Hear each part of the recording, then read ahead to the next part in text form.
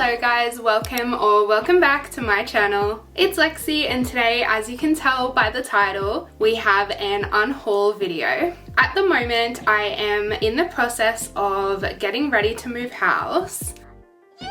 By the time you see this video, I would have probably already moved and be settled, but obviously part of that process involves moving all these books. So I thought, what better time than now to go through and pick out maybe what I don't love on my shelves anymore. Like looking around like, holy everyone is so lazy. I'm not allowed to say that. I'm sorry. That's okay. Throughout the process of going through all these books, I have found over 30 that I think could go to better homes. I thought today we could go through those books and I'm going to talk about whether I've read them or not and why I decided not to keep them on my shelves. There are a few books in this video that I think as well are a bit controversial. So definitely looking forward to reading the comment section and seeing which ones you agree and don't agree with. Without further ado, we have a lot of books to get through, so let's jump straight into this video. The first book is Mirror Mirror by Cara Delevingne. I believe this is one that she basically had a ghostwriter for. So this is one that I don't think I would reread. I do remember enjoying it when I read it probably in 2018 or 2019. Bye, Felicia.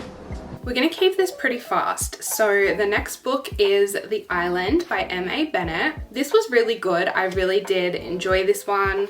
It has a pretty big twist in it, but it is super similar to the TV series The Wilds. So the plot is very much like cemented in my brain, and I don't think reading like a thriller with a twist is as good the second time around. Love is a Revolution by Renee Watson.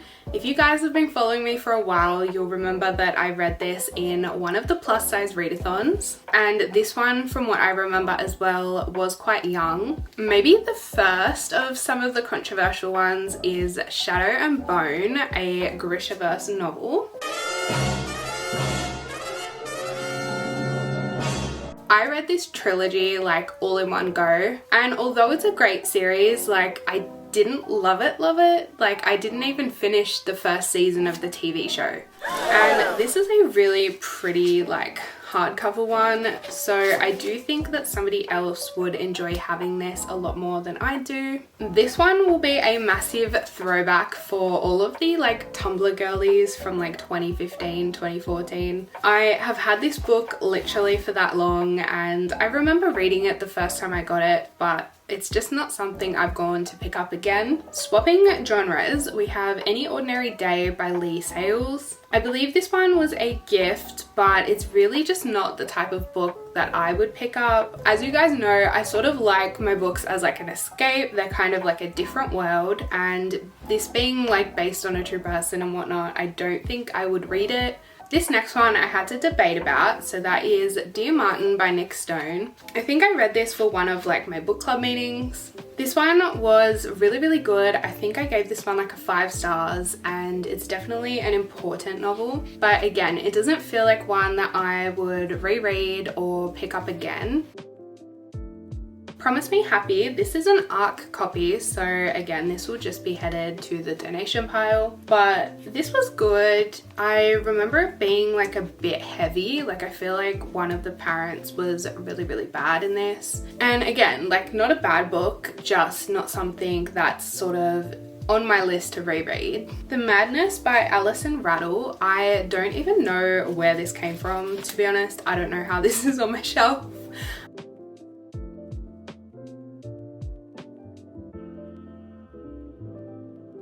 I must have picked it up from a friend or something like that, but honestly, it's just not one that I've read and I don't feel like I gravitate towards it. Red Sparrow by Jason Matthews.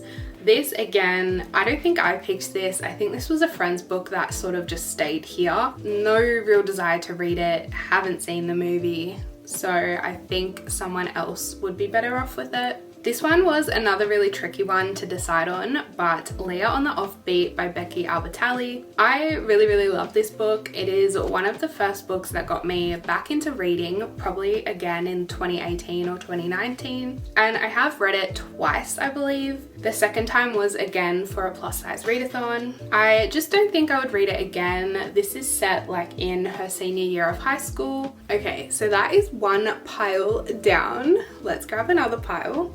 Okay, so I think these ones are the controversial ones in this video.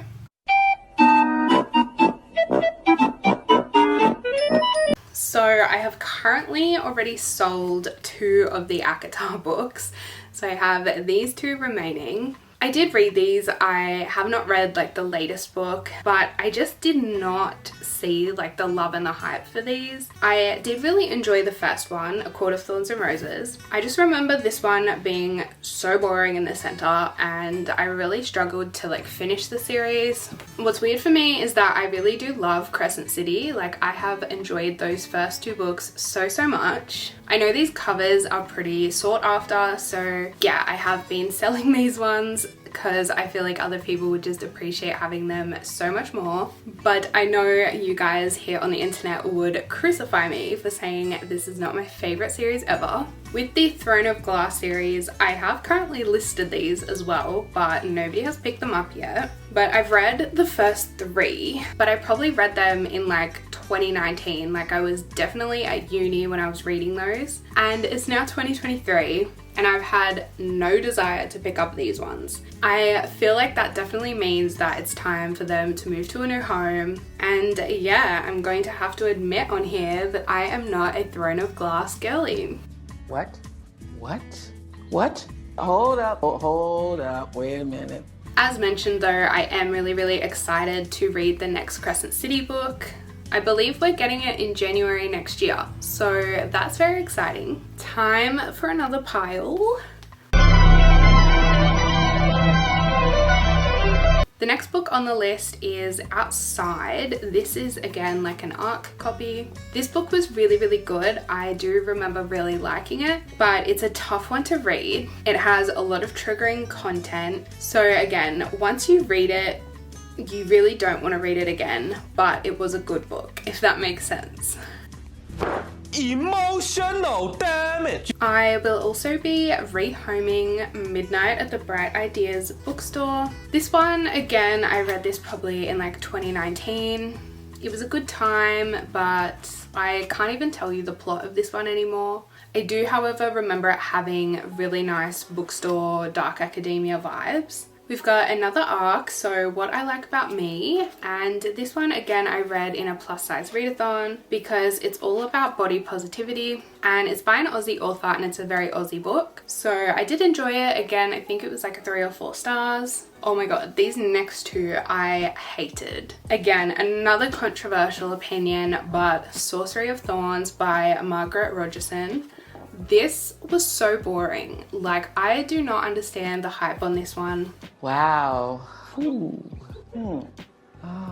I remember it taking me ages to read it, and while the premise is really cool, I feel like the execution just doesn't live up to it. The next one is one I was really annoyed by because I had such high hopes for this, and that is These Violent Delights by Chloe Gong. I also have like the Fairy Loot edition, so it's even got like art. So this one is probably gonna go into like a sell pile because I do know that there's people out there that really love this series.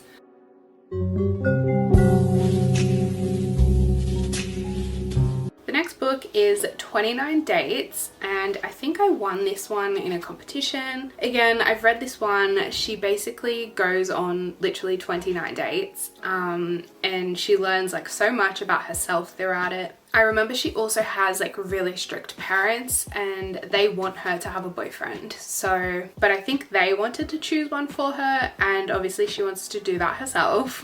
Again, super fun, cute read, but just not one to keep.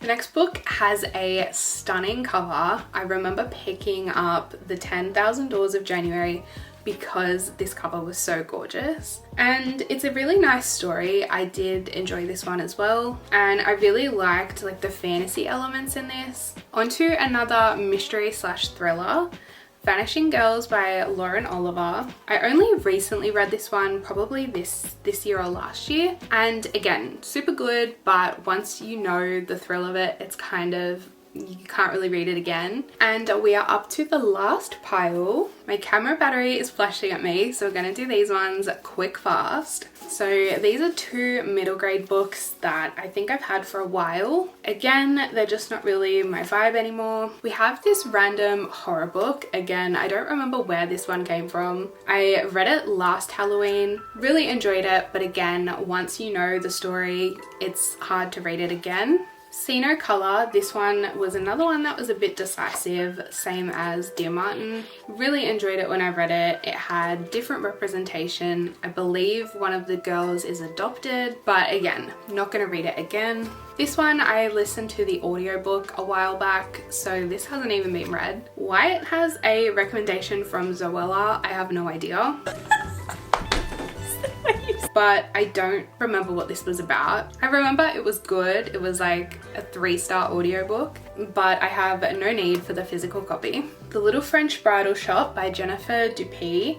This was fun. This was a good time. I read this just when I came back from holidays or just before holidays, and it was really cute, really sweet, like small town romance, but not something I would read again. And the last book is another one that I hated. I tried to read this for a reading vlog. I'll link it here, but it was terrible. It was so hard to follow. Ooh, there's a bookmark in there. We will keep that. It was so hard to follow. I had no idea what was going on, and yeah, I think I DNF'd it around page 150 or 200. That is all the books that I've taken off my shelves. As you can see, they are still super full, but there is some room for some fresh stories, and there are some really exciting books coming out in like this second half of the year. I'm also looking forward to giving these books new homes and seeing other people enjoy them. I think that's the best thing about reading, is that nobody ever has the exact same experience with a book. Let me know down in the comments what books you agreed with or didn't agree with. I'd love to chat in the comments section. And if you haven't already, don't forget to leave this video a like and subscribe to my channel. I will speak to you guys in the next video. Bye!